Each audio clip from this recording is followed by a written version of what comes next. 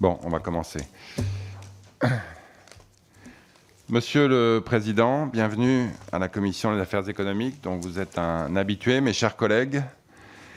Les 2 et 3 juin dernier, une panne a affecté le réseau desservant les numéros d'urgence, empêchant une partie des appels au 15, 17, 18 ou 112 d'obtenir une réponse et retardant nombre d'autres appels vers ces numéros.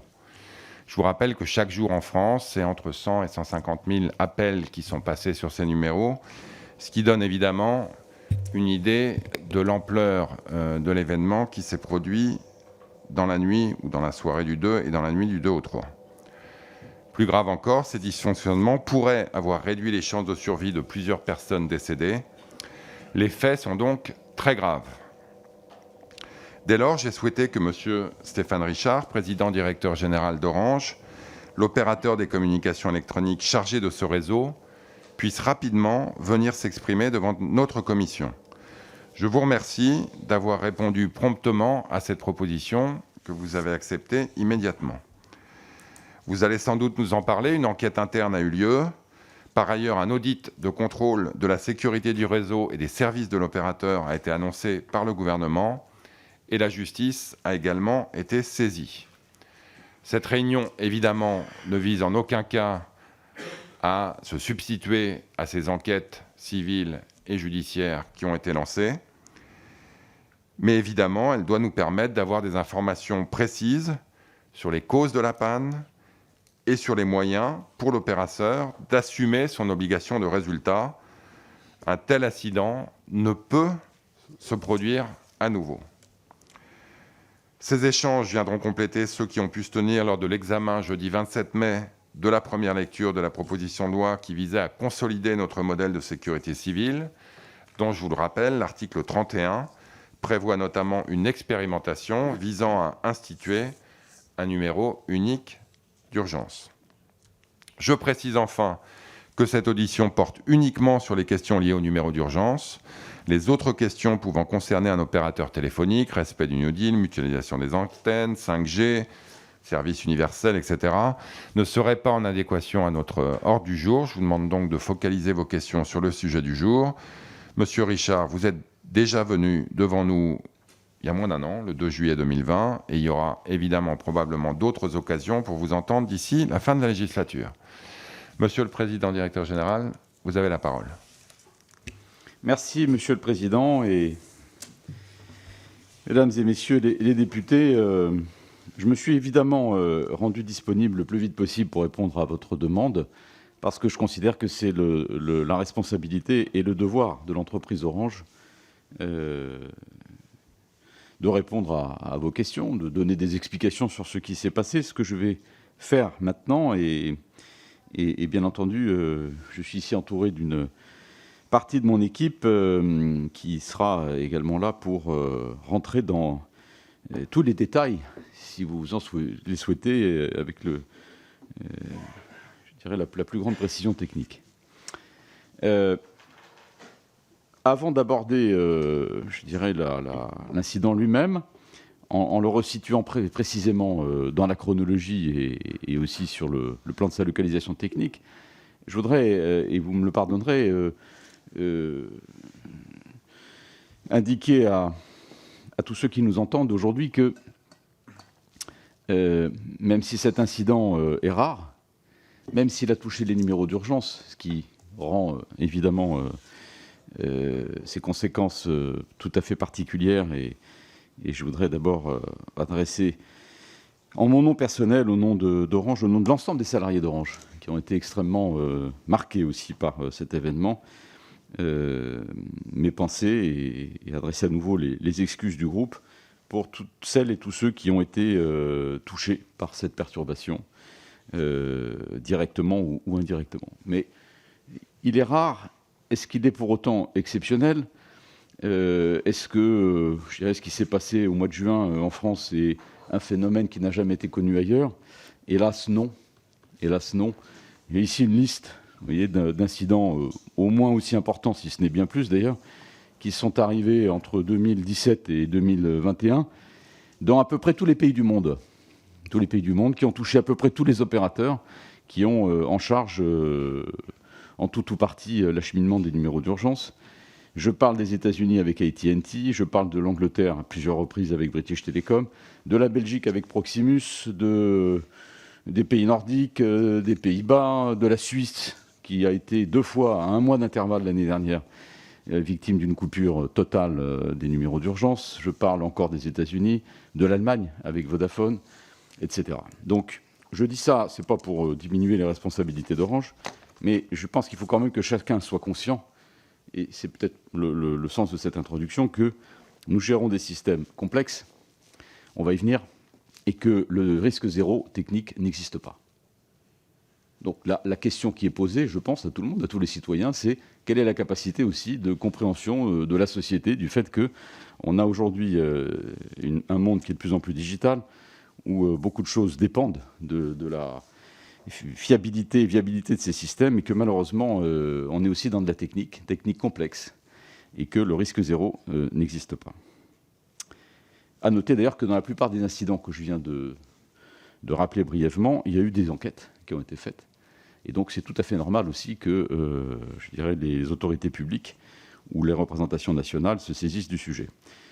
Le traitement politique, en revanche, qu'on a observé dans ces différents cas est un peu différent. Et ça aussi, c'est une leçon peut-être, ou en tout cas un sujet qu'il faudra méditer.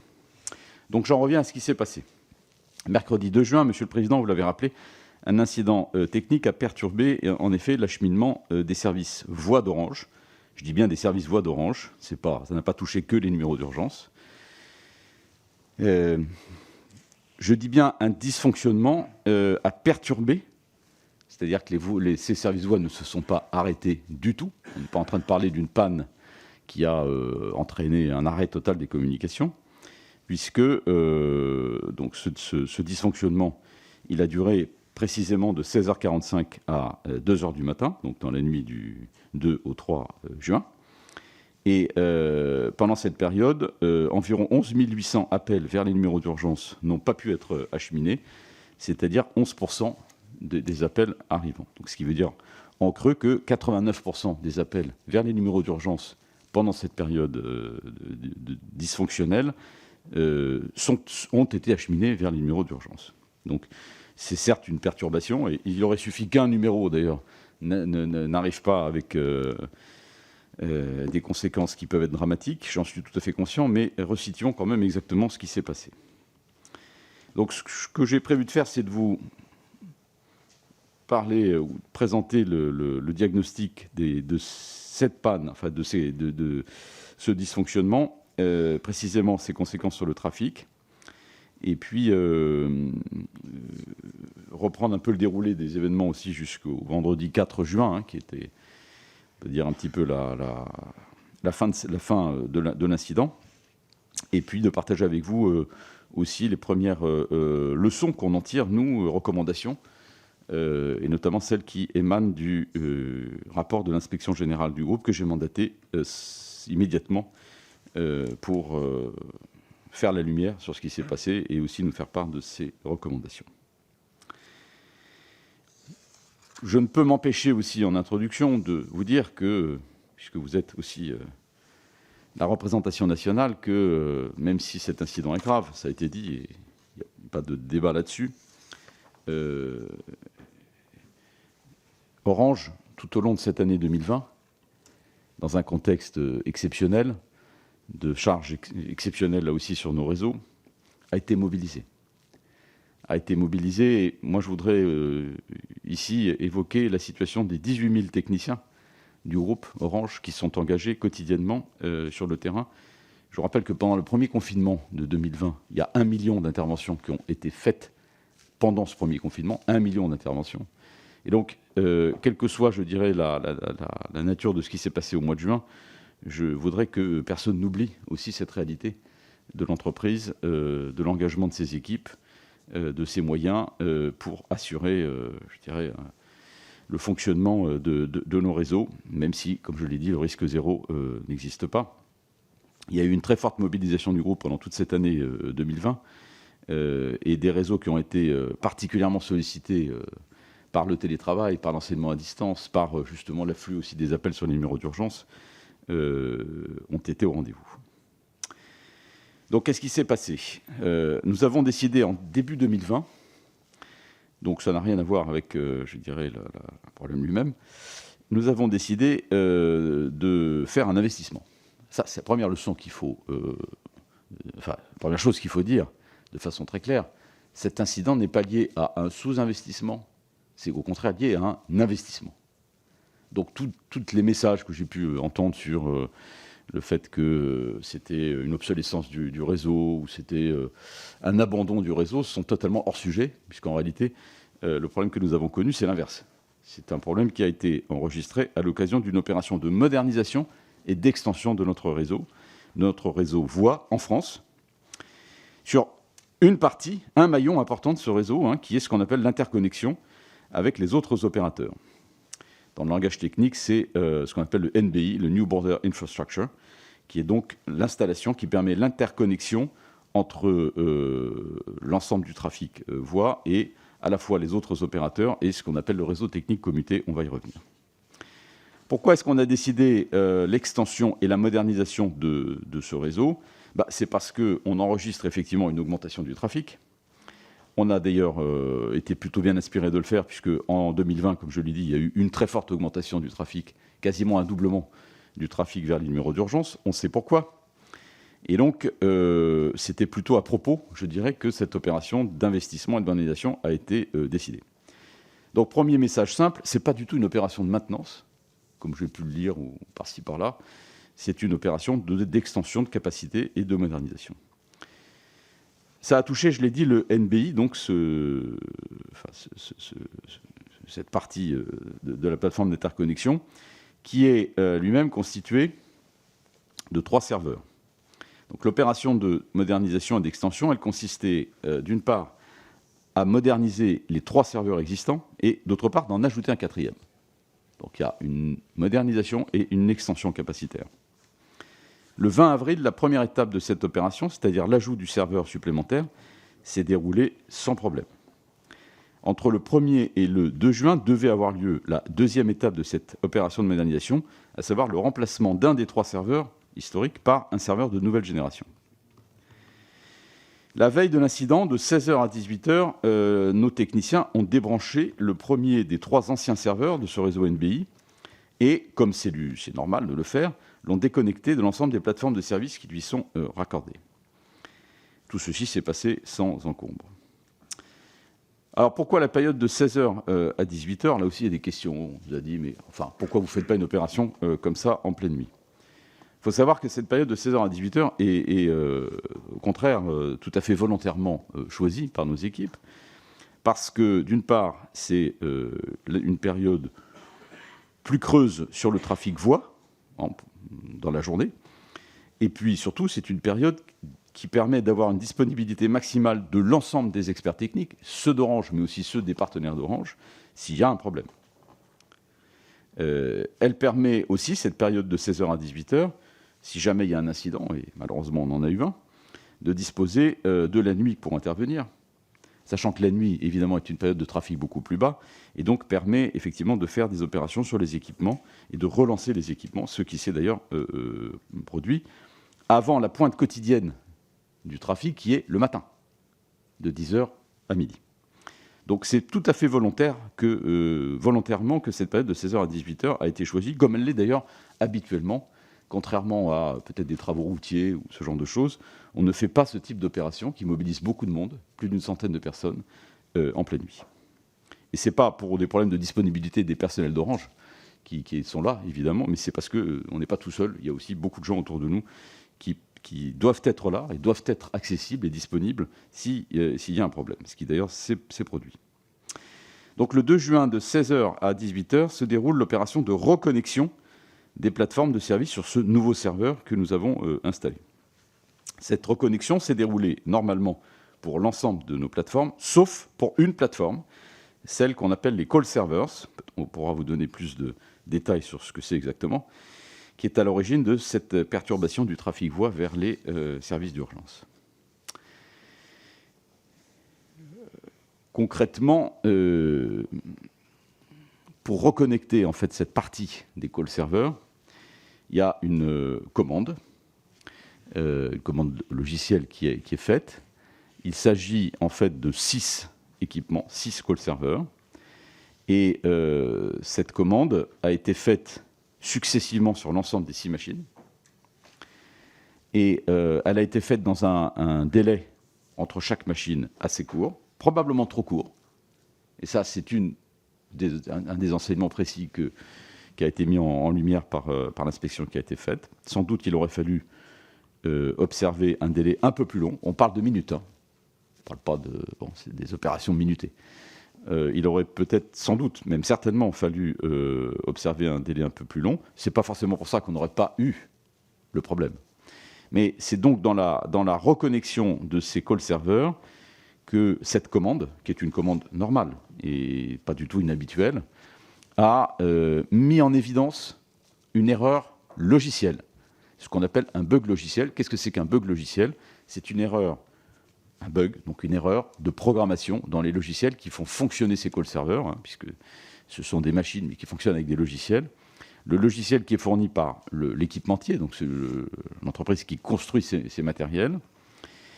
Ce bug, d'ailleurs, est tout à fait reconnu par l'équipementier, puisqu'il nous a transmis le lendemain un correctif, ce qu'on appelle un patch dans le jargon. Donc il y avait un bug. Ce bug préexistait, puisque en fait, ces équipements, y compris celui qui a été changé, dataient de 2016. Donc vous voyez, ce n'est pas non plus des vieux matériels obsolètes, c'était des équipements récents.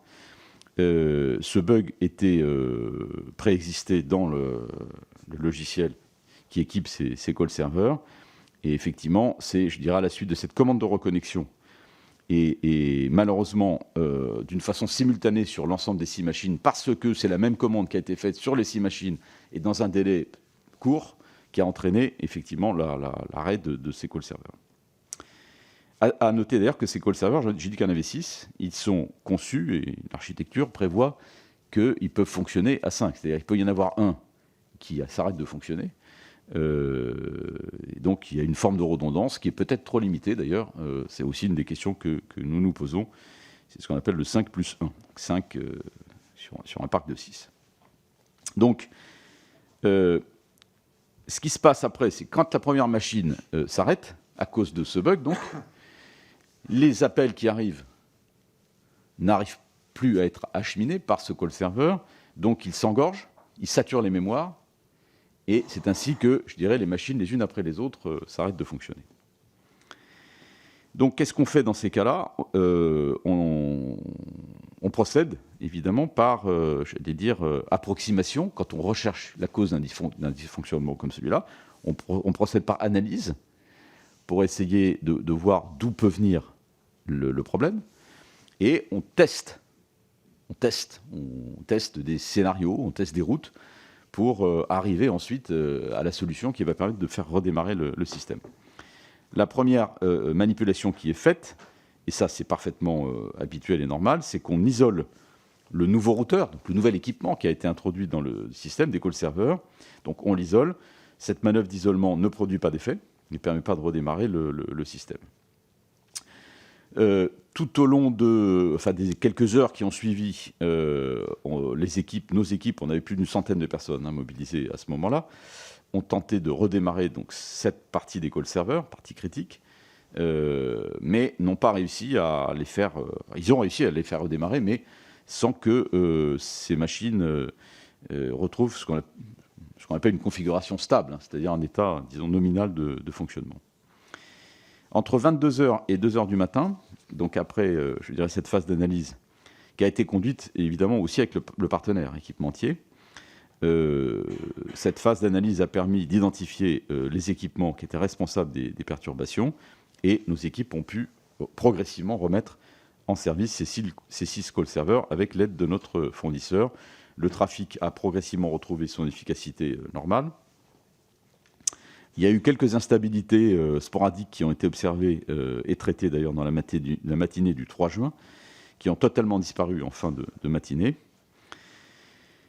À noter aussi que pour essayer de réduire l'impact de cette perturbation pour les clients, les opérateurs tiers, puisque cette plateforme d'interconnexion que j'évoque, c'est aussi l'interconnexion avec l'ensemble des autres opérateurs. Donc les autres opérateurs ont mis en place ce qu'on appelle des reroutages de leur trafic pour que ce trafic passe directement sur le réseau RTC, donc ne passe plus par cette passerelle qui était défaillante, ou par le réseau mobile d'Orange, car en fait le réseau mobile d'Orange, lui, fonctionnait tout à fait normalement. Donc afin de ne plus emprunter ces fameuses passerelles call server, ce qui a permis d'écouler un certain nombre d'appels. C'est pour ça qu'au total, quand même 89% des appels ont été acheminés. Ça a aussi, évidemment, engendré un pic de trafic tout à fait exceptionnel sur l'interconnexion, en l'occurrence, entre le réseau mobile Orange, puisque beaucoup de ces appels ont été reroutés vers le réseau mobile, et le réseau commuté. Pourquoi je vous parle du réseau commuté? On va venir à ça un peu plus tard. C'est parce que la quasi-totalité des numéros d'urgence en France est sur le réseau commuté, qui est un sujet en lui-même. Il y a environ 10% des numéros d'urgence, c'est-à-dire une quinzaine de SAMU, qui sont passés sur la technologie IP, qui n'a pas été du tout impacté par ce problème, mais l'essentiel des numéros d'urgence sont encore sur le RTC. On pourra revenir, bien entendu, plus en détail, parce que je sais que certains d'entre vous ont posé des questions très précises pour savoir exactement ce qui s'est passé. Alors, je précise ici aussi, et chacun le comprendra, que, évidemment, il y a une partie aussi qui met en... Enfin, je ne dirais pas qu'il met en cause des questions de sécurité, parce que ce n'est pas exactement ça. Mais en tout cas, il y a peut-être un niveau, disons, de confidentialité dans notamment ce qui touche à nos relations avec notre partenaire équipementier, que, si vous voulez bien l'accepter, on pourra, bien entendu, communiquer, mais sur une base plus confidentielle. Ça, c'est en gros ce qu'on peut dire sur cette panne. Donc, je résume. Je résume. Ce n'est pas un sous-investissement de la part d'Orange. Ce n'est pas lié non plus au réseau cuivre. On me dit, oui, il y a des problèmes sur le réseau cuivre, donc c'est une conséquence de ça. Absolument pas. C'est lié à un dysfonctionnement logiciel, un bug logiciel préexistant, natif, comme on dit, c'est-à-dire qui était dans les équipements en question, qui ont été installés pour l'essentiel en 2016. Ce bug logiciel qui ne s'était pas manifesté jusque-là s'est produit au moment d'une commande de reconnexion de cette partie qu'on appelle les call servers, à l'occasion d'une opération de modernisation et d'extension du réseau pour faire face à l'augmentation du trafic que nous avons observé tout au long de l'année 2020, et on comprend évidemment pourquoi. Venons-en maintenant au sujet de la communication et des informations. Car là, pour le coup, l'enquête que nous avons menée, je crois, a montré un certain nombre on va dire de faiblesses, de points à améliorer, en tout cas, ça c'est sûr, qui concerne Orange, mais pas que Orange d'ailleurs. Et cela, c'est certainement un champ sur lequel on doit prendre des mesures rapides, ce qui d'ailleurs a commencé à être fait. Pour faire simple, je dirais que autant la mobilisation technique a été immédiate, et personne ne peut, je pense, critiquer aujourd'hui de façon objective la façon dont la réponse technique a été apportée à la panne. La mobilisation a été instantanée. Autant je dirais, l'activation des cellules de crise, et notamment managériales au sein d'Orange, a été trop lente. Trop lente parce que les procédures aussi, qui sont les nôtres en pareil cas, ne sont pas adaptées à la situation des numéros d'urgence. Et d'ailleurs, j'en profite pour dire une chose très importante, très simple, c'est que dans nos systèmes, dans nos architectures, quand je dis nous, c'est pas nous Orange, c'est dans le monde des télécoms. Il n'y a pas de spécificité des numéros d'urgence. Les numéros d'urgence sont des numéros qui utilisent une infrastructure commune qui s'appelle le RTC. Ils ne sont pas traités techniquement d'une façon particulière. Ça peut paraître tout à fait étonnant, mais c'est comme ça. Et donc, c'est une réflexion à conduire, certes pour nous, mais pas uniquement pour nous, pour tous ceux qui ont à gérer et assurer ces numéros d'urgence. Donc, ce qui explique le fait que quand vous avez une crise sur un équipement qui touche, certes, les numéros d'urgence, mais j'allais dire marginalement en termes de montant, d'appels. Vous voyez, on parle de 11 800 appels sur les numéros d'urgence. Le total des appels que nous estimons avoir, entre guillemets, perdus du fait de ce dysfonctionnement, c'est environ 3 millions d'appels. Vous voyez bien que les conséquences qu'il y a, parce que ce sont des numéros d'urgence, elles sont évidemment, elles nous amènent ici, et elles ont provoqué, je dirais, les questions tout à fait légitimes que ça pose. Mais techniquement, on n'a pas aujourd'hui de moyens d'isoler cette partie-là par rapport à l'ensemble de ce trafic RTC, de cette interconnexion sur le trafic RTC. Donc, les cellules managériales ont été activées sans doute trop tard. On a été quand même assez rapidement, dans la soirée du mercredi 2 juin, en rapport avec les autorités de l'État, la cellule interministérielle de crise, à laquelle a participé Nicolas Guérin, le secrétaire général du groupe, et Marc Blanchet, qui est notre directeur technique et des systèmes d'information d'Orange France. Nous avons, le lendemain, alors qu'on était quand même en très nette amélioration sur la partie technique, mis en place une cellule d'accueil pour traiter au cas par cas des situations locales qui ont pu être remontées par les préfectures. À noter quand même qu'en tout et pour tout, il y a 7 départements, le lendemain, 7 départements qui ont signalé des instabilités. Elles ont été traitées instantanément. Et d'ailleurs, on a pu effectivement constater que, je crois, la totalité de ces instabilités n'avait rien à voir avec le dysfonctionnement observé la veille. Parce que le monde aussi des télécoms et le monde des services d'urgence, c'est un monde complexe. Vous savez, les services d'urgence, c'est 450 PABX, c'est 450 équipements différents. Maintenant, sur un parc comme celui-là, il peut bien évidemment y avoir des problèmes ponctuels. Ça arrive tout le temps, d'ailleurs. Le taux de disponibilité des services d'urgence n'est pas de 100%. Et ce n'est pas le fait d'Orange. C'est parce qu'effectivement, il y a une architecture elle-même qui est complexe. Donc j'insiste bien sur un point, parce que c'est un sujet qui a été évidemment, et c'est normal, fortement questionné. Les call servers, les 6 call servers, ce parc de 6 call servers s'est arrêté dans un laps de temps assez court, quasiment instantanément, parce qu'ils ont reçu la même commande de reconnexion à quelques minutes d'intervalle. Évidemment, c'est ce qui explique le fait que, bien qu'il y ait une redondance intégrée au système selon cette règle du 5+1, elle n'a pas ici été opérante, puisque même commande de reconnexion sur l'ensemble des serveurs. Et donc, voilà. Oui, je me dépêche. Pardon, Monsieur le Président. Non. Mais comme on m'a dit, il faut être très précis sur le plan technique, donc j'essaie de l'être. Peut-être juste encore un mot supplémentaire sur ces call servers, parce que call servers, ça ne parle pas forcément, je pense, à tout le monde. Les call servers, ce sont des équipements qui font le pont, j'ai parlé de passerelle, entre plusieurs technologies qui existent aujourd'hui dans le monde des télécoms. C'est-à-dire, plus précisément, ils servent à interconnecter le trafic de ce qu'on appelle la voie sur IP, donc la voie qui utilise le protocole IP par rapport au réseau technique commuté, des entreprises et des livebox des particuliers, ainsi que celui des autres opérateurs. C'est vraiment le nœud d'interconnexion.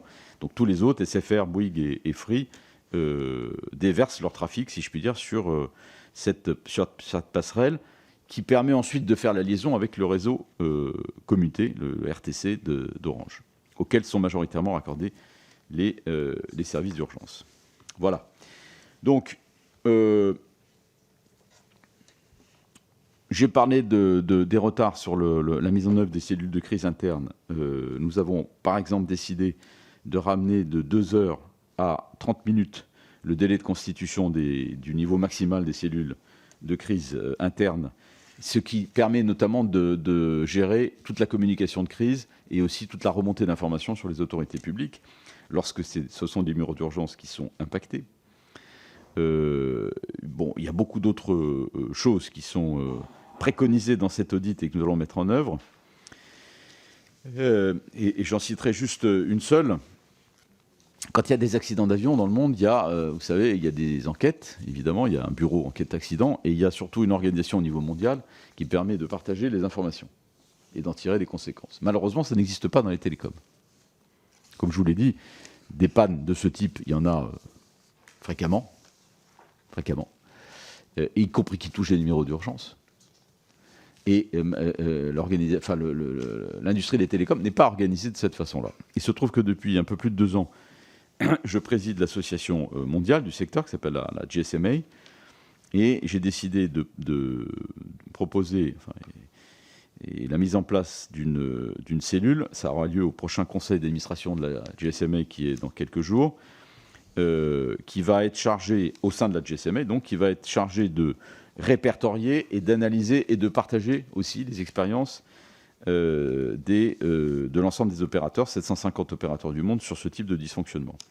Parce que habituellement, les opérateurs, quand ça leur arrive, j'ai parlé d'AT&T, de Deutsche Telekom, de Vodafone, ils ne font pas énormément de publicité dessus. Ils ne sont pas forcément, font pas assaut de transparence non plus sur le sujet. Donc je pense que constituer cette cellule aussi au niveau mondial dans la GSMA va être quelque chose d'extrêmement utile. Voilà, écoutez, je ne sais pas si je vais être beaucoup plus long. En résumé, peut-être, et une fois de plus, on est là pour, bien sûr, répondre surtout à vos questions. Cette panne n'est pas liée à un sous-investissement d'Orange. C'est le contraire. Elle est liée à un investissement de modernisation et de capacité. Deuxièmement, elle n'est pas liée au réseau cuivre. Ce n'est pas la faiblesse ou la mauvaise qualité du réseau cuivre, qui peut être une réalité dans certains territoires que nous ne nions pas, qui est lié à ce problème. Ça n'a absolument rien à voir. Ça n'est pas lié non plus à un défaut de compétences techniques d'Orange. Car vous voyez bien que l'origine de ce problème, c'est une erreur d'écriture d'un logiciel, d'un équipement, qui nous est fourni par un partenaire avec lequel on travaille depuis des années, qui est une entreprise solide, qui a pignon sur rue, et ce n'est pas la compétence technique des équipes d'Orange ou des opérateurs d'Orange qui est en cause. Je dirais qu'ils ont au contraire été mobilisés instantanément pour trouver la réponse à ce problème. C'est un incident rare et grave, oui, mais absolument pas exceptionnel. Absolument pas exceptionnel. Le risque zéro n'existe pas dans nos métiers. C'est difficile à entendre peut-être, mais c'est comme ça. Donc la vraie question maintenant qu'il faut se poser, c'est comment est-ce qu'on peut renforcer, je dirais, la résilience des numéros d'urgence particulières, comment est-ce qu'on peut isoler aussi ces numéros d'urgence dans l'architecture de nos systèmes, de façon à ce que, je dirais, on augmente le niveau de fiabilité et de redondance aussi lié à ces numéros d'urgence, compte tenu du fait qu'il peut y avoir des risques vitaux derrière. Peut-être qu'il faut doubler les réseaux, peut-être qu'il faut envisager aussi des migrations techniques, on va peut-être en parler, et basculer l'ensemble de ces numéros d'urgence sur le monde IP, ce qu'on appelle le monde IP, donc sachant que, de toute façon, il faudra le faire, parce que le réseau technique commuté, il va finir par disparaître. Vous savez bien qu'on est engagé dans cette migration vers ce qu'on appelle le tout IP, et donc, à terme de quelques années, il n'y aura plus de réseau technique commuté, donc il faudra bien le faire. Peut-être que cette panne doit être aussi un signal pour accélérer cette migration vers l'IP de l'ensemble des numéros d'urgence, qui améliorera leur niveau de fiabilité, puisque nous n'aurons plus besoin de cette passerelle d'interconnexion qui a été défaillante. Donc on améliorera effectivement la résilience de ces numéros, si on le fait. C'est une décision qui, évidemment, ne concerne pas qu'Orange. Voilà, je pense, les questions qu'on doit se poser. Je n'ai pas évoqué les questions de responsabilité d'Orange. Le secrétaire général du groupe est là, et bien évidemment, pour vous éclairer sur ce sujet s'il y en a, notamment sur ce que sont les obligations d'Orange, puisqu'on a beaucoup parlé de ça. Quelles sont les obligations d'Orange? Je pense que ça sera pas mal que Nicolas Guérin vous fasse peut-être un peu le rappel du cadre juridique. Car la loi définit une obligation d'acheminement vers les numéros d'urgence sur l'ensemble des opérateurs, pas particulièrement Orange. Et ensuite, il y a des relations contractuelles entre Orange et les numéros d'urgence, qui est une mosaïque, en fait, dans laquelle il y a les SAMU, les services d'incendie, les services de sécurité, etc., qui est donc une mosaïque contractuelle, avec d'ailleurs des types de contrats différents, mais il n'y a pas de cadre national qui mette une responsabilité particulière sur Orange sur la question des numéros d'urgence. C'est un peu plus compliqué que ça. Il faut aussi tout de même avoir ça en tête, et ce n'est pas en tout cas la loi qui le définit. La loi, ce qu'elle définit, c'est évidemment, c'est quand même la moindre des choses, une obligation d'acheminement, mais qui vaut sur l'ensemble des opérateurs.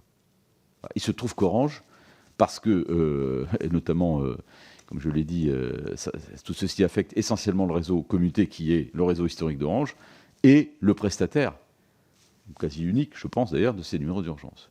Mais ça ne découle pas d'une obligation légale ou d'un cahier des charges qui sera imposé à Orange. Ça découle d'une situation contractuelle qui a été mise en place avec chacun des numéros qui utilisent nos infrastructures. Voilà, en quelques mots, peut-être ce que je voulais dire en introduction.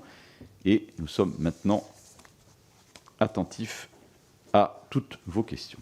Merci de votre attention. Merci, Monsieur le Président. Donc, j'ai une dizaine de questions. Donc, ce que je vous propose, c'est de prendre 2 séries de 5 à peu près. Ça permettra de garder une certaine énergie à l'audition. Donc, j'ai pour la première série Madame Aignon, Monsieur Théry, Monsieur Laglaise, Monsieur Hert et Monsieur Falorni. La parole est à Christine Aignan. Merci, Monsieur le Président. Alors, merci, Monsieur le Président, directeur général, pour votre intervention et vos explications. Le 2 juin dernier, votre entreprise constatait une panne exceptionnelle du système des numéros d'urgence sur tout le territoire français. Potentiellement, les enquêtes sont en cours, cette panne a pu occasionner plusieurs décès. Elle est donc extrêmement grave et il faut la comprendre pour qu'elle ne se reproduise plus. Si, à la demande du gouvernement, une enquête sur la sécurité du réseau a été lancée, vous avez immédiatement diligenté un audit interne dont les recommandations ont été publiées. Au-delà de cet audit, les questions sur nos bancs restent nombreuses et au nom du groupe La République En Marche, j'en aurai 3. D'abord, le Code des télécommunications indique que lorsqu'un réseau dysfonctionne, les appels peuvent être acheminés vers le 112. Même si Orange avait mis en place des redondances, aucun backup n'était en place, ainsi que l'a reconnu Madame Dulac, votre directrice générale. Avez-vous une explication sur ce manquement ? Ensuite, les experts ont indiqué que le problème était dû à la complexité du réseau et au mix de technologies, pour partie en voie sur IP, mais encore pour ces systèmes d'urgence, en majorité sur les technologies des réseaux commutés, donc sur le cuivre. Vous êtes en parallèle régulièrement mis en cause sur la maintenance de ces mêmes réseaux cuivre. Les 2 sujets pourraient-ils être liés ? Là, vous y avez, je pense, déjà répondu. Enfin, Orange, en tant qu'intégrateur et valideur des solutions déployées, est premier responsable, mais vous avez identifié que cette panne était due à un bug logiciel d'un de vos fournisseurs. Nous sommes dans un monde numérique.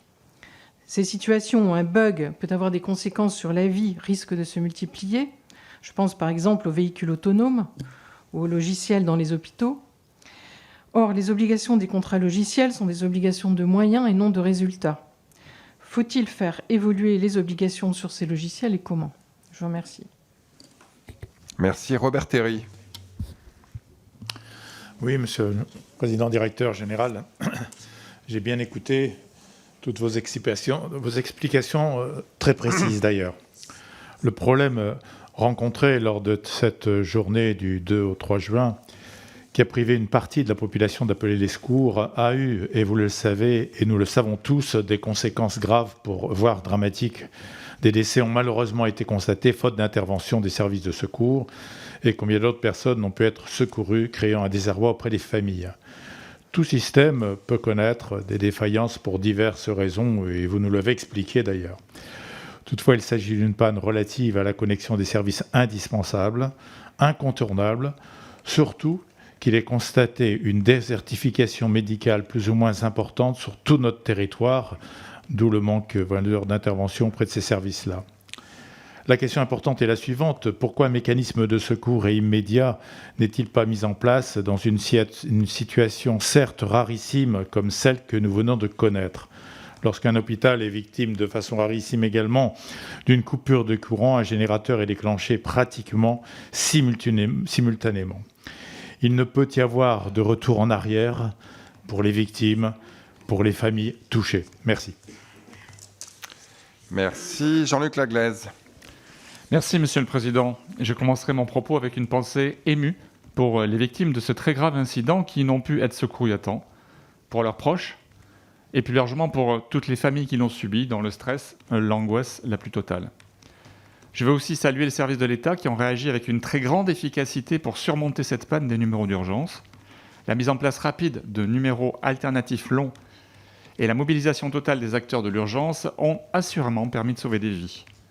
Mais ce dysfonctionnement est inacceptable quand on sait que le 18, le 17 ou le 15 cumulent plus de 150 000 appels d'urgence par jour, 150 000 appels qui représentent 150 000 Français qui ont besoin d'une assistance d'urgence de la part des pouvoirs publics. Monsieur le Président directeur général, vous l'avez souligné, il semblerait à ce stade que ces dysfonctionnements soient liés à des bugs, à des problèmes de maintenance, à des défaillances informatiques et techniques. Nous attendons évidemment les conclusions des procédures judiciaires et des 2 enquêtes qui ont été diligentées à l'initiative d'Orange et de l'État afin de tirer toutes les conséquences de ce très grave dysfonctionnement.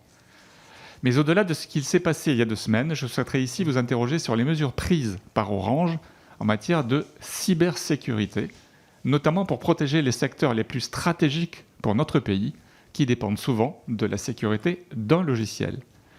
Pas plus tard que la semaine dernière, par exemple, un grand laboratoire pharmaceutique français a été entièrement bloqué par une attaque au rançongiciel, sans même que le grand public en ait été informé.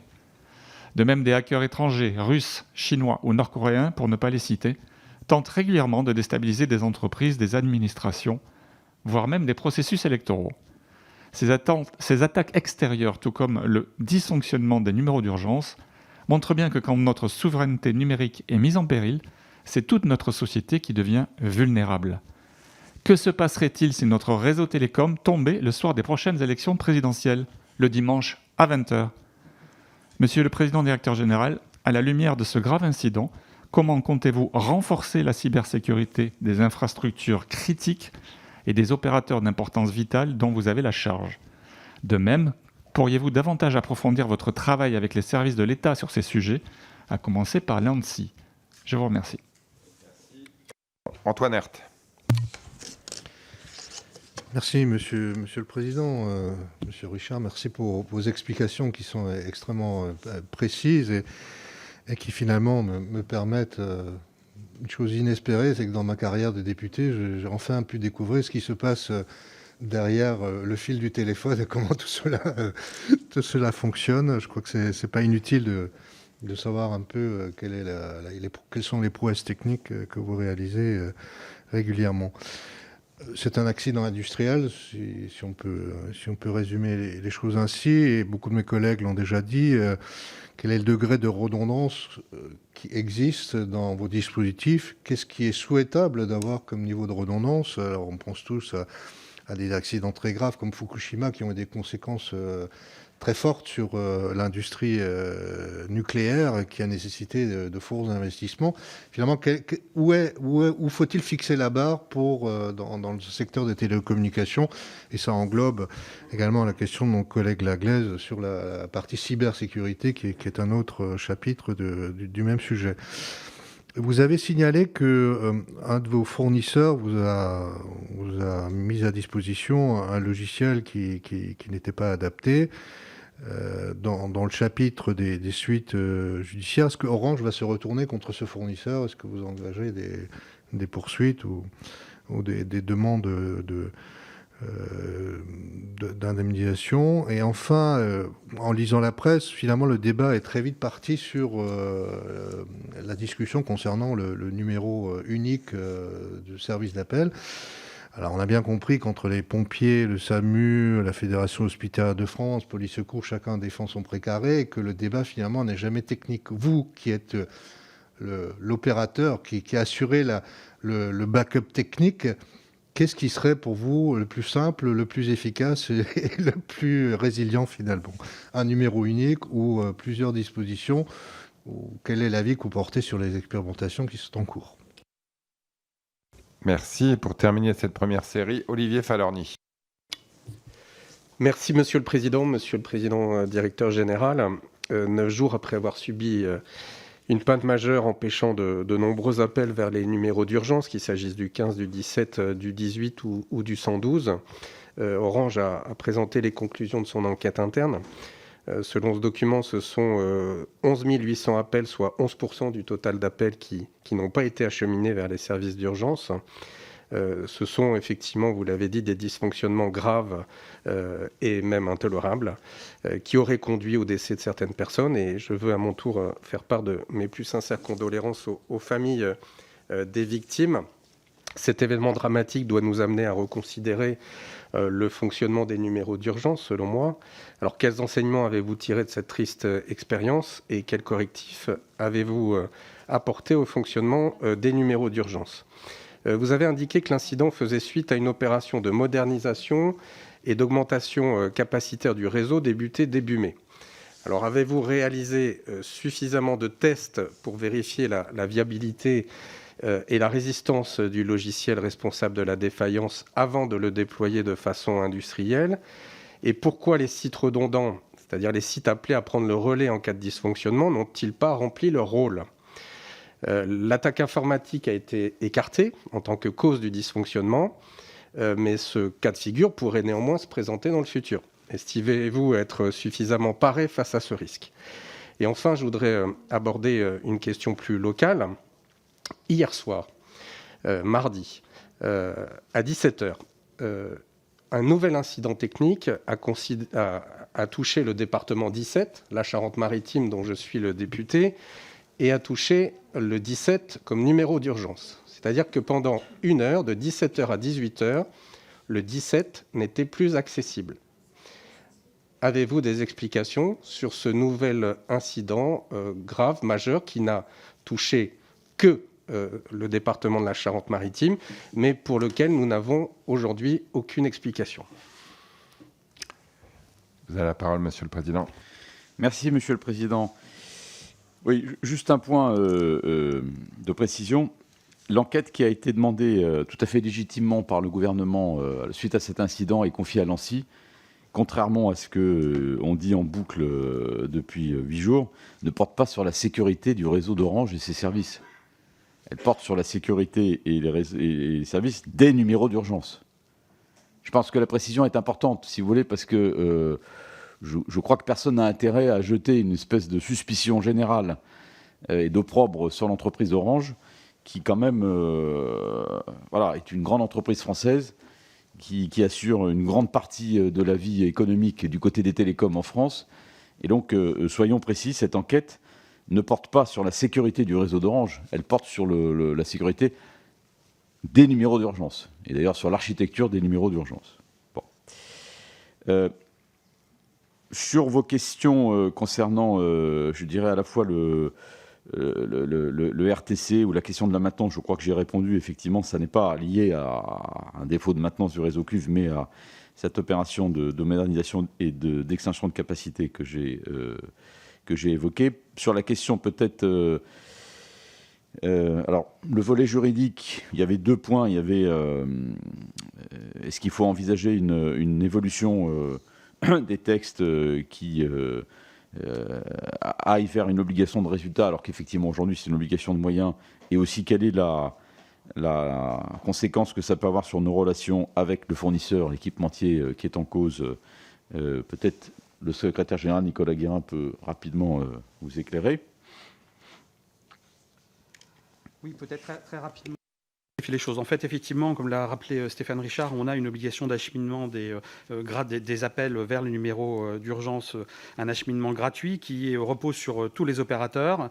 Et effectivement, comme le disait Madame Aignon, en cas de dysfonctionnement, on a la capacité de rerouter le trafic et de demander aux autres opérateurs de rerouter le trafic, ce qui, au cas d'espèce, a été fait. On l'a rerouté de manière informelle en demandant effectivement que les appels soient passés via les mobiles, et les autres opérateurs ont arrêté de verser leur trafic vers nos plateformes d'interconnexion, mais l'ont envoyé directement, ce qui a permis dans un premier temps d'améliorer la situation, puis après a provoqué le phénomène de saturation dont parlait Stéphane Richard tout à l'heure. Donc cette obligation d'acheminement qui pèse sur tous les opérateurs, c'est effectivement une obligation de moyens. Tout le reste relève en fait du volet contractuel. C'est ainsi, c'est-à-dire que les numéros d'urgence sont aujourd'hui, on est prestataire d'hébergement de ces numéros d'urgence, comme on peut l'être pour d'autres numéros de type SAV, de grandes marques ou SNCF ou ce genre de choses. Et la spécificité de ce monde des numéros d'urgence, c'est qu'en fait, on n'a pas un cadre global contractuel unique pour toute la France. on a autant de relations contractuelles que d'offreurs, que d'appels d'offres. C'est la commande publique, effectivement, localement, les pompiers, la police, le SAMU, qui font des appels d'offres, effectivement, auxquels on répond. On gagne ces appels d'offres avec des architectures techniques et des architectures contractuelles qui sont différentes et qui peuvent être très, très différentes d'un service à l'autre. Nous n'avons pas en France aujourd'hui un modèle unique, et c'est une réflexion qu'on peut effectivement sans doute avoir, contractuelle et technique, de ces numéros d'urgence. Ils sont traités dans le monde de télécom et dans le monde de la commande publique comme d'autres services d'accueil, de services publics ou de services privés. Au-delà de ça, vous avez posé la question de la responsabilité éventuelle du prestataire. En fait, c'est l'enquête qui va déterminer effectivement le partage de responsabilités. Vous avez eu aujourd'hui une intervention de techniciens d'Orange faite sur la base de consignes fournies par un équipementier. La panne vient d'un bug, donc effectivement on va regarder très concrètement quelle est la part de responsabilité de cet équipementier, qui est un équipementier européen, je le précise, qui a effectivement pignon sur rue, qui est italien. On va regarder la part de responsabilité entre cet équipementier, les consignes qu'il a pu donner, et puis la part de responsabilité d'Orange, des intervenants techniques sur le réseau. Ça, c'est l'enquête effectivement de l'ANSSI qui va se pencher sur ce sujet-là, et puis aussi les procédures pénales qui vont nous le dire, puisqu'il y aura enquête pénale et on se mettra à la disposition de la justice pour répondre, étant précisé qu'il est sous le contrôle du président, évidemment hors de question d'échapper à une quelconque responsabilité de la part d'Orange. On a aussi une responsabilité à l'égard des clients, entre guillemets, on a une responsabilité à l'égard des personnes, une responsabilité délictuelle, c'est la perte de chance que vous avez évoquée. Là encore, il y aura un débat, on sera face à nos responsabilités, on les assumera. Et puis, il y a la responsabilité contractuelle pour les appels. Ça concerne moins les numéros d'urgence que les autres appels qui ont été perdus. On l'assumera aussi pleinement dans le cadre des relations contractuelles qu'on peut avoir avec nos clients. Voilà, très succinctement résumé nos obligations. Peut-être juste l'obligation par rapport à l'ANSSI. On a effectivement aussi une obligation de signaler à l'ANSSI des incidents de sécurité. Donc là, je le précise, je le redis fermement, il n'y a pas eu d'incident de sécurité. Donc l'ANSSI aujourd'hui est saisie d'une mission, on l'accepte, mais évidemment, c'est pas un incident de sécurité, ça c'est avéré aujourd'hui. Donc on répondra aux questions de l'ANSSI, mais bon.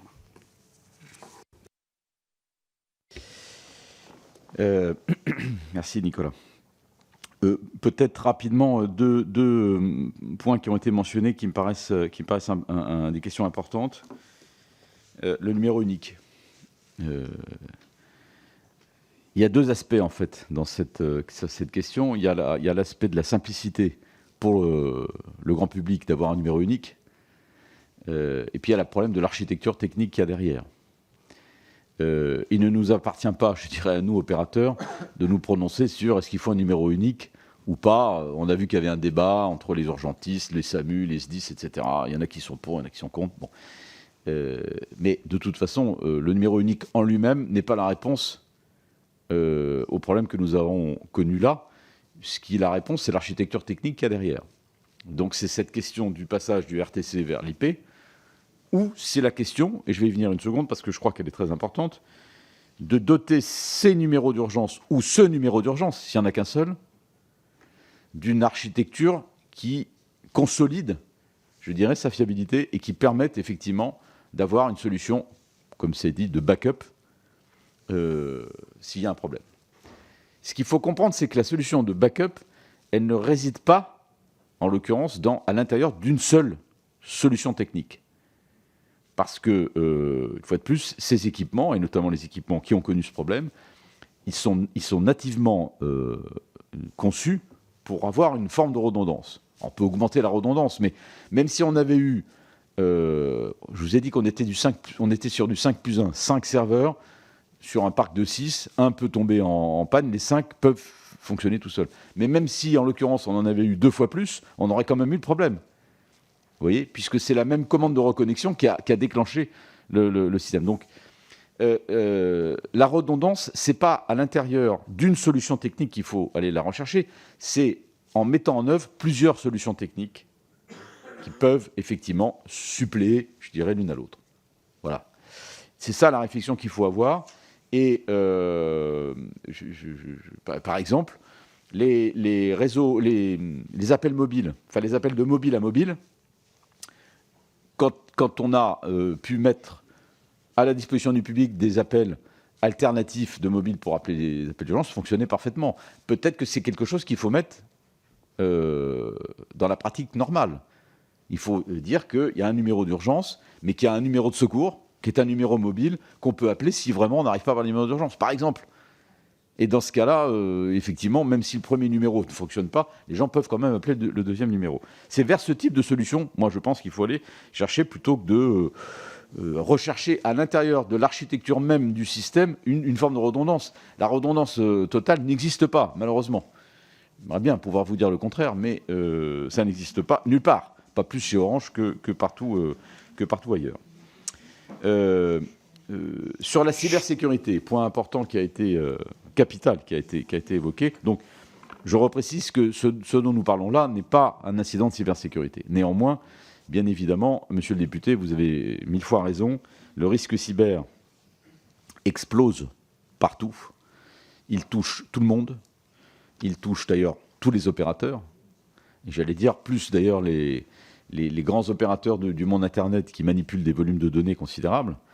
Soit dit en passant, dans les jours qui ont suivi le problème des numéros d'urgence, il y a eu un bug mondial sur la plupart des réseaux sociaux, vous avez vu ça. Les sites de plusieurs sites gouvernementaux ont été totalement arrêtés, notamment celui du gouvernement britannique. C'est juste pour dire que malheureusement, le site des impôts, ça a peut-être moins gêné les Français, le site des impôts a été en rideau aussi pendant toute une journée. Tout ça pour des raisons techniques.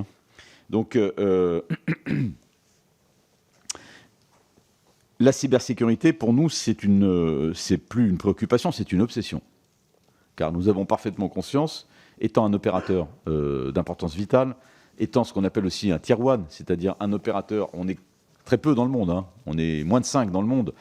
D'ailleurs, ce sont des opérateurs qui ont des infrastructures qui couvrent l'ensemble, je dirais, de l'architecture des réseaux et qui font de nous des plateformes d'interconnexion avec tous les intervenants dans nos systèmes. Nous avons les câbles sous-marins. Nous sommes un des plus grands gestionnaires, opérateurs de câbles sous-marins, qui transportent 99% du trafic Internet dans le monde. Nous avons les réseaux terrestres, bien entendu. Nous avons les réseaux mobiles.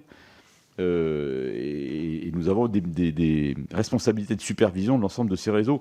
Donc, étant à la fois OIV en France, mais aussi en Pologne, par exemple, étant ce qu'on appelle Tier 1, c'est-à-dire ayant cette responsabilité particulière au niveau mondial dans les flux de données, nous sommes particulièrement, évidemment, concernés par la montée des risques cyber.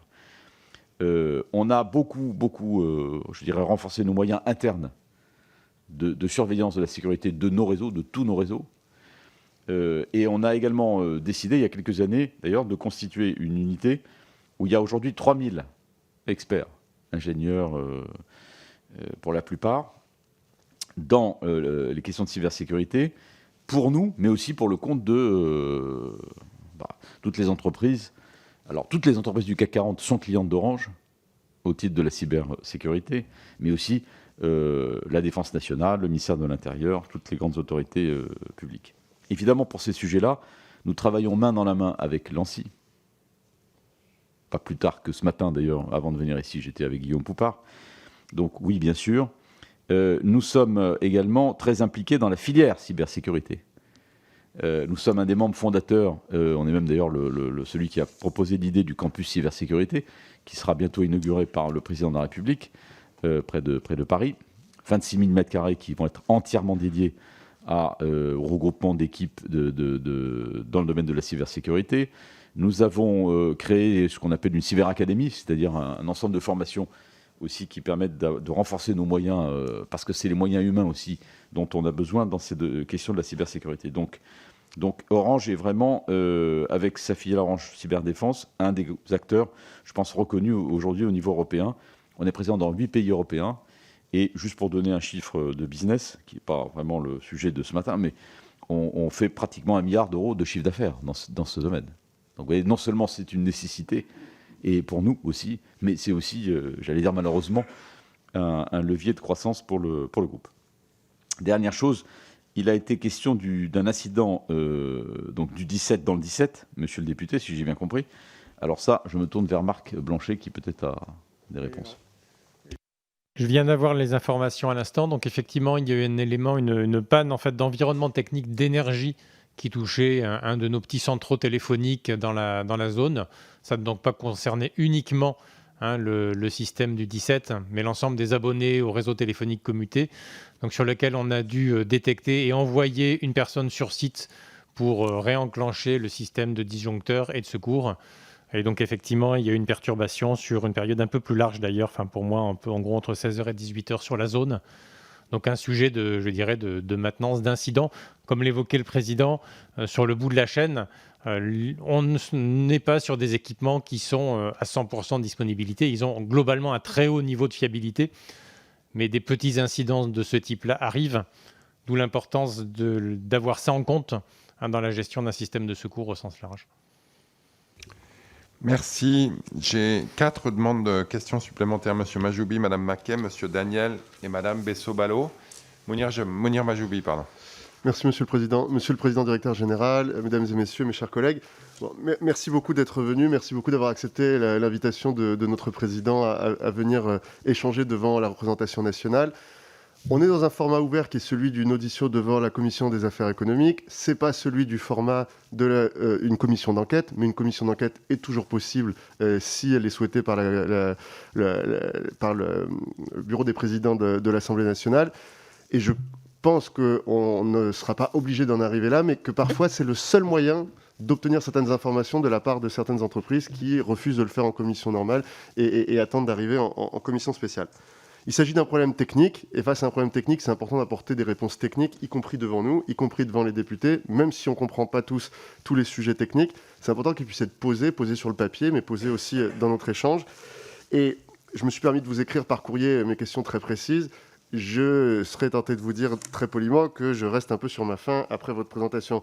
Si on revient sur l'architecture technique, quand on parle de NBI ou SBI, c'est des termes génériques qui décrivent des environnements d'interconnexion, mais qui sont le b.a.-ba du métier de télécom. C'est-à-dire que les télécoms, et vous en êtes un des leaders mondiaux, c'est d'interconnecter des vieux réseaux avec des nouveaux réseaux, et ça depuis 20 ans. Et d'ailleurs, c'est ce que vous vendez à beaucoup de clients pros, c'est ce que vous faites. Il y a le réseau mobile, il y a le réseau VoIP, il y a le réseau RTC, il y a les réseaux privés portés par certains opérateurs et qui vous payent très cher pour se connecter au RTC.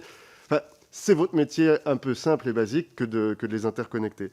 Et donc, moi, j'ai besoin d'avoir plus de réponses techniques, soit ici, soit par écrit, dans le cadre du huis clos ou de la confidentialité la plus absolue. L'Assemblée nationale a l'habitude de pouvoir manipuler, et notamment cette commission, des informations de très haut niveau de confidentialité. Vous avez parlé des 3 serveurs plus 1 sur le NBI, puis des 5 plus 1 des call serveurs. En fait, sincèrement, j'ai été pendant près de 10 ans technicien réseau. Ça peut revêtir de très larges différentes architectures, ce que vous venez de décrire.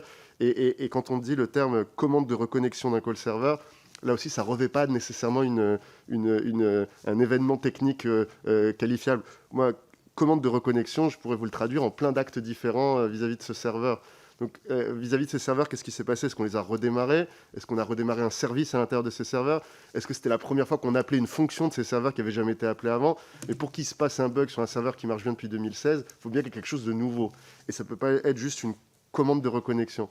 Et donc c'est pour ça que sur tous ces termes-là et sur toutes ces architectures-là, moi je veux que pour ceux qui ne connaissent pas particulièrement, personne ne se dise que vous avez répondu. Il n'y a pas eu de réponse technique aujourd'hui dans cette audition, ni dans le communiqué que vous avez fait vendredi.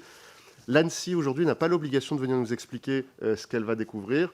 Là aussi, si on voulait l'obtenir, il faudrait qu'on fasse une commission d'enquête pour que l'ANSSI vienne le présenter à huis clos et sous le couvert de la confidentialité. Donc voilà, soit vous acceptez de le faire aujourd'hui de façon ouverte avec les caméras, soit vous proposez un huis clos en fin de réunion, soit vous proposez une réponse écrite confidentielle, soit il va falloir que nous on trouve une façon d'y accéder, mais c'est pour moi très important qu'on puisse... Pardon, merci. Jacqueline Maquet. Merci, Monsieur le Président. Monsieur le Président Directeur Général, en avant-propos, j'aurais une pensée pour les victimes et leurs familles. Ma question repose uniquement sur la gestion de crise. Pendant 7 heures, les numéros d'urgence ont été difficilement joignables partout en France, Monsieur le Président. J'entends vos explications. J'entends aussi certaines recommandations. Pour autant, je m'inquiète. Il aura fallu 2 heures à votre entreprise pour mettre en place une cellule de crise. 2 heures alors que la situation était on ne peut plus grave. Il aura fallu au préfet à mettre en place effectivement les numéros à 10 chiffres. Quelle réforme interne envisagez-vous pour améliorer vos mécanismes de gestion de crise? Merci. Merci. Yves Daniel. Merci, Monsieur le Président. Merci, le Président directeur général. La panne dramatique du 2 juin dernier montre clairement et indéniablement un point de faiblesse dans nos technologies utilisées, où la sécurité de nos concitoyens n'a pas pu être assurée. Dans un contexte plus global, cet événement met en lumière d'autres phénomènes de défaillance. Et vous nous avez dit que ce n'est pas un problème d'investissement ni un problème de réseau de cuivre. Et pourtant, les défaillances concernant la maintenance des lignes téléphoniques sont bien réelles. Les délais de réparation peuvent atteindre jusqu'à 3 mois, laissant des particuliers, des entreprises, des personnes âgées sans téléphone, sans téléassistance. Avec la nouvelle convention téléphonie fixe, j'espère sincèrement que vous allez tenir vos engagements. Puis, dans le cadre de la pose de mâts d'antenne relais pour la résorption des zones blanches et du numérique, le manque de concertation réelle auprès des maires particulièrement et des citoyens génère de nombreuses tensions. Cette attitude est contraire à l'apaisement nécessaire sur le terrain et je note une forte augmentation des recours. Il y a aussi de plus en plus de faits réels sur concernant l'impact des ondes électromagnétiques sur la santé publique quand les mâts sont implantés sur des failles telluriques du sol. Le point commun de ces 3 sujets est bien le risque de mise en danger de la population. Alors, Monsieur le Président directeur général, je vais être direct, mais tout aussi respectueux. J'en ai marre de vivre ces difficultés sur le terrain.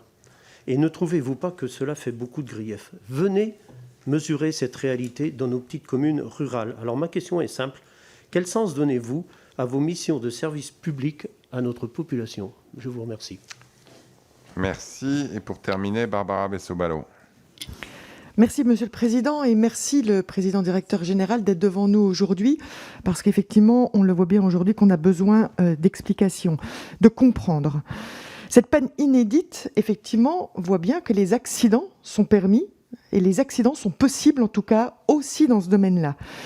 Et la métaphore de l'avion que vous avez pris tout à l'heure est tout à fait, en tout cas, dans le sens de ce que l'on doit prendre comme exemple pour pouvoir avancer. On sent aussi qu'il est difficile d'admettre, parce qu'il y a des familles qui nous interpellent aussi sur les territoires. Il est plus difficile aussi quand il y a un accident de vol de cuivre, comme je peux avoir sur mon territoire. C'est un accident aussi, c'est un vol. Ok, mais c'est la 3e fois que ça a lieu en 1 an. Donc au bout de la 3e fois, on est excédé, même si on peut admettre qu'il arrive aussi cet accident. Et puis, carrément du poil à gratter aussi quand les entreprises peuvent reprendre au moment du confinement, de la sortie du premier confinement, les entreprises peuvent retravailler. Et un maire m'appelle, il est désespéré, ça fait plusieurs semaines qu'il essaie d'avoir quelqu'un de vos services pour venir enclencher juste le compteur de chantier, parce qu'il y avait 5 PME, 5 artisans qui ne pouvaient pas travailler sans cette électricité sur le chantier. Donc j'aurais envie de dire les 3 A aujourd'hui. On admet, mais on est là pour analyser, on a besoin de comprendre, et surtout, il ne faut pas qu'on oublie de s'améliorer pour nos contribuables, pour un meilleur service sur nos territoires. Merci. Monsieur le Président. Merci, Monsieur le Président. Alors, pour Monsieur le Majoubi, Monsieur le député et Monsieur le ministre aussi, est-ce que je peux me permettre de vous proposer, pardon de l'expression, une prise en charge particulière de vos demandes? En réalité, ce n'est pas à moi d'en décider, c'est à cette institution. Je ne sais pas si l'audience d'aujourd'hui, ou même au-delà d'ailleurs ceux qui nous observent, ni n'ont votre compétence sur la technique des réseaux, je ne crois pas, ni forcément d'ailleurs soient véritablement intéressés à passer du temps pour rentrer dans le niveau de détail que vous avez évoqué. Je m'interroge. Donc, si vous en avez convenance, nous, ce qu'on vous propose, c'est de vous prendre en charge, de vous amener sur le site pour voir les équipements eux-mêmes, physiquement, discuter avec les équipes qui les opèrent, pour avoir toutes les explications détaillées que vous souhaitez avoir sur ces sujets. Si cette solution vous convient, on est tout à fait prêt à la mettre en œuvre, mais évidemment, ce n'est pas à moi temps décidé.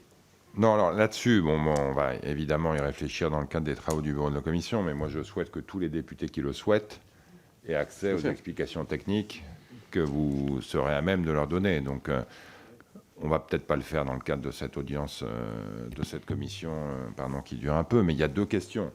Il y a un, est-ce qu'il y a des informations dans les échanges que vous êtes susceptibles d'avoir à les parlementaires pour lesquels vous jugez utile de garder une certaine confidentialité? Et 2, est-ce que la technicité des informations en question suppose de peut-être pas avoir une audience pleine? Donc, selon la réponse à la question 2, soit on organise une audition à huis clos avec ceux que ça intéresse, soit ça peut se faire dans le cadre d'une visite auprès des installations, mais en revanche, moi je souhaite que l'ensemble des commissaires qui veulent y être associés puissent l'être. Alors, bien évidemment, c'est M. Majoubi qui a soulevé la question, donc c'est pour ça que je m'adresse à lui, mais bien évidemment, nous on peut d'abord, y compris par le biais d'une visite sur site, enfin sur un des sites, puisqu'ils sont répartis sur plusieurs sites, mais en tout cas sur site, la proposer à toutes celles et tous ceux qui sont intéressés pour le faire. Et donc, c'est bien évidemment. On peut également fournir à la commission et au président de la commission un certain nombre de compléments sous forme écrite, s'il le souhaite. Marc Blanchet, qui est ici ce matin, peut également élaborer un peu plus, peut-être pas aller jusqu'au niveau qui a été évoqué, mais dire davantage de choses ce matin. Ce que je vous propose peut-être, c'est de répondre rapidement aux autres questions qui ont été évoquées, et puis de lui passer la parole à M. Blanchet pour reprendre ce point. Oui, donc moi, juste sur ce point, pour le terminer, ce que je propose, c'est si vous avez la capacité de nous faire une réponse écrite aux questions écrites qu'on diffusera à l'ensemble de la commission, évidemment, on est preneur, que par ailleurs, vous puissiez organiser une visite sur site, et nous, on diffusera l'information pour qu'une délégation de la commission puisse être présente. Parfait. Et puis ensuite, s'il y a des questions complémentaires, on verra si on doit donner suite. Ça vous va? Oui. Très bien. Parfait. Parfait. Donc, on va procéder comme ça.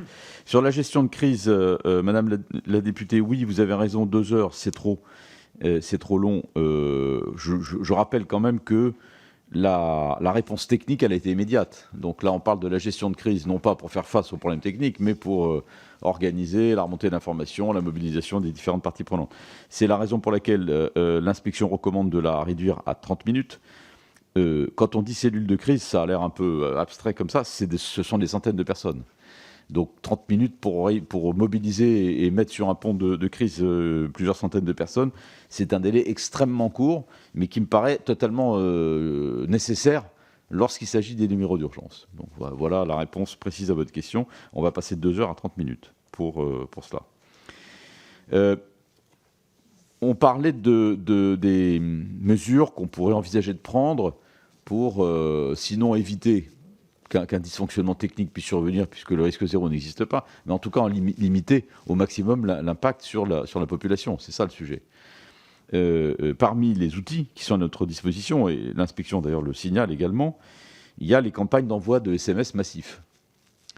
Lorsqu'il y a un problème sur un numéro d'urgence, qui touche donc je ne vais pas revenir là-dessus, sur cette partie de l'architecture de nos réseaux, on peut envoyer des millions de SMS à toute la population pour leur dire, comme on le fait quand il y a une alerte terroriste ou un problème ou une alerte tsunami ou des choses comme ça, en leur disant il y a actuellement une perturbation sur le numéro d'urgence, veuillez composer-le si vous avez un appel d'urgence à faire. Voilà, ça c'est une chose simple qu'on peut faire et qui peut effectivement sauver des vies. Et ça, l'outil on l'a. Il y a des réflexions là aussi sur la plateforme qui peut héberger ces appels SMS, mais voilà typiquement une des solutions qui peut permettre en tout cas, fortement limiter l'impact d'un problème technique sur les numéros d'urgence. Monsieur le député, vous avez évoqué les problèmes de maintenance sur les lignes cuivres. Bon, j'entends bien sûr ce que vous dites là, c'est un sujet dont je me suis beaucoup préoccupé ces derniers temps. Je suis rendu d'ailleurs il y a quelques jours avec le Premier ministre et la députée de la Drôme dans un déplacement qui était vraiment consacré à cela, où j'ai annoncé un certain nombre de mesures importantes, des augmentations de moyens, des augmentations de budget, des recrutements. le renforcement aussi des dispositifs d'écoute mis à la disposition des élus, de tous les élus de ces territoires. Donc je pense qu'on prend le sujet tout à fait au sérieux. Vous avez évoqué aussi les problèmes liés à la pose d'antennes relais dans le cadre du New Deal. Bon, ça ne concerne pas qu'Orange, hein, puisque tous les opérateurs participent au New Deal. Mais si vous voulez, soit il y a une volonté publique d'améliorer la couverture des zones blanches, et à ce moment-là, je pense qu'il faut aussi accepter de faciliter un petit peu le travail des opérateurs pour qu'ils puissent poser ces antennes relais, soit il n'y en a pas, et à ce moment-là, ne parlons plus du problème des zones blanches. Mais si vous voulez résorber les zones blanches sans poser d'antennes relais, ça, personne n'est encore capable de le faire. Voilà. Donc il y a quand même il y a une limite dans le raisonnement, c'est que pour pouvoir assurer un service de téléphonie mobile, on a besoin d'antennes relais. Malheureusement, ça ne passe pas par le Saint-Esprit. Et donc ça, de toute façon, il faudra bien qu'on trouve une solution à ce problème. Oui, nous avons d'ailleurs mis en place, à l'occasion j'ai annoncé ça à l'occasion du déplacement avec le Premier ministre, une commission départementale à l'initiative des préfets dans tous les départements de France qui permettra de traiter l'ensemble de ces sujets, c'est-à-dire à la fois les problèmes du cuivre, de maintenance du cuivre, etc., mais aussi les problèmes du réseau mobile. Par exemple, les difficultés d'installation d'antennes relais ou autres. Dans d'ailleurs la liste des sujets qui vous préoccupent, monsieur le député, vous auriez pu peut-être ajouter aussi, enfin moi je le fais en tout cas, je me permets de le faire, les attentats et les vols d'ailleurs sur nos installations. Parce que ça aussi, ça provoque régulièrement beaucoup de dysfonctionnements et beaucoup de perturbations pour les clients. Des attentats. Pour l'instant, il n'y en a pas eu contre les personnes d'Orange. Mais il y a beaucoup de violence aussi. Hein, beaucoup de violence, une montée de ces violences qui nous préoccupe énormément. Madame la députée, vous avez évoqué les problèmes de vol de cuivre. Je comprends que ça vous énerve. Nous aussi. Hein. Nous aussi. Ça nous énerve beaucoup. On travaille depuis des mois, j'allais dire des années, avec les services de police et de gendarmerie pour essayer de trouver les responsables de ça et de mettre en place des systèmes qui permettent de le... Mais enfin, nous sommes les victimes de ces vols de câbles. Nous ne sommes pas les responsables. Et donc, voilà. Moi, je veux bien qu'on assume nos responsabilités, mais quand on nous vole des réseaux de cuivre, c'est quand même pas la faute d'Orange. Donc nous, on essaye effectivement de réagir et de les remplacer le plus vite possible, mais enfin, on en est les premières victimes. Comme vous, comme les clients d'Orange. Voilà. Vous avez évoqué aussi un problème d'électricité sur le chantier. Ça, je ne pense pas que ça soit exactement lié à Orange non plus. D'ailleurs, on me dit que, ça c'est pour monsieur le député Falorni, la panne du 17 en Charente-Maritime, c'est une coupure Enedis. Il est parti. Mais bon, il faudra lui dire. Et donc, ça n'a rien à voir avec les services d'Orange. Voilà. D'ailleurs, ça me permet si vous me le permettez, de faire un appel, puisque, au fond, j'ai la chance d'avoir partie de la représentation nationale devant moi. Quand il y a un événement comme celui-là, il faut reconnaître ses responsabilités, il faut les assumer, il faut bien évidemment, comme chacun d'entre vous l'a fait, et comme je l'ai fait en tout premier lieu, penser aux victimes directes, en étant peut-être prudent, parce qu'il y a des enquêtes en cours. Il faudra que ces enquêtes établissent effectivement un lien de causalité entre éventuellement un décès, par exemple, et les dysfonctionnements des numéros d'urgence. Vous savez très bien que tout ça est très complexe. Donc, n'anticipons peut-être pas trop rapidement ces choses-là. On a un peu tendance à faire dans notre pays, on commence par cogner, puis après on fait des enquêtes. Donc, attendons que ces enquêtes soient faites, et on verra bien ce qu'on en dit.